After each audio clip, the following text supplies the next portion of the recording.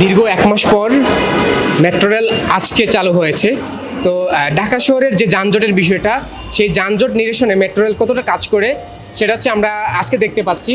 দীর্ঘ এক মাস পর মেট্রো রেল চালুর পর আজকে হচ্ছে আমরা মেট্রো রেলের স্টেশনগুলিতে মানুষের ভিড় দেখতে পাচ্ছি। তো আপনাদের জ্ঞাতার্থে জানাতে চাই, গত 18 জুলাই কোটা সংস্কার আন্দোলনকে ঘিরে মিরপুর 10 এবং হচ্ছে কাজীপাড়া স্টেশনে দুর্বৃত্তরা ভাঙচুর করে, যে ভাঙচুর করার কারণে কর্তৃপক্ষ হচ্ছে মেট্রো রেল বন্ধ করে দিতে বাধ্য হয়। বর্তমানে প্রায় এক মাস পর আজ 25 আগস্ট মেট্রো কর্তৃপক্ষ হচ্ছে মিরপুর 10 এবং কাজীপাড়া স্টেশন বন্ধ রেখে মেট্রো রেল আজকে চালু করেছে। তো আমরা হচ্ছে এখানে দেখবো মেট্রো রেল চালু করার পর জনমনে যে স্বস্তি এসেছে, মানুষরা কি ভাবছে এবং হচ্ছে এত অল্প সময়ে মেট্রো রেল চালু করতে সক্ষম হইল কর্তৃপক্ষ। আমরা কিছুদিন আগেও জানতে পেরেছিলাম যে এই মেট্রো রেল চালু করতে বেশ সময় লাগবে এবং হচ্ছে বেশ অর্থের যোগান দিতে হবে। তো আমরা হচ্ছে বিষয়টা মানুষের সাথে কথা বলবো, মানুষ কিভাবে দেখছে বিষয়টা সেটা হচ্ছে আমরা জানার চেষ্টা করবো। এতদিন পর মেট্রো রেল আবারই চালু হয়েছে, এটাতে আমার খুব ভালো লাগতেছে। আবার আমরা অনেক তাড়াতাড়ি ভাবে এক জায়গা থেকে আরেক জায়গায় যেতে পারতেছি।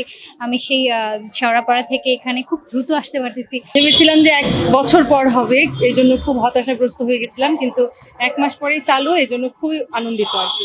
অনেকেরই স্কুল অনেক দূরে, ভার্সিটি অনেক দূরে, সেক্ষেত্রে তারা খুব তাৎক্ষণিক পৌঁছানোর জন্য মেট্রো ব্যবহার করে থাকে। দীর্ঘ 1 মাস যাবৎ তাদের অবশ্যই অফিসে যেতে বা বিভিন্ন জব সেক্টরে যেতে, ভার্সিটিতে যেতে, স্কুলে যেতে অনেক ধরনের হয়রানি পোহাতে হয়েছে। জ্যামের কারণে তারা ঠিকমতো পৌঁছাইতে পারে নাই টাইম মতো। এই যে মানুষগুলো সুবিধা পাচ্ছে, এই সুবিধা পাওয়ার জন্য আমার খুব ভালো লাগছে।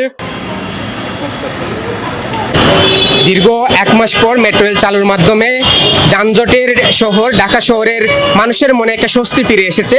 এবং আমরা ঢাকা বিশ্ববিদ্যালয় স্টেশন থেকে শাহবাগ স্টেশনে আসলাম।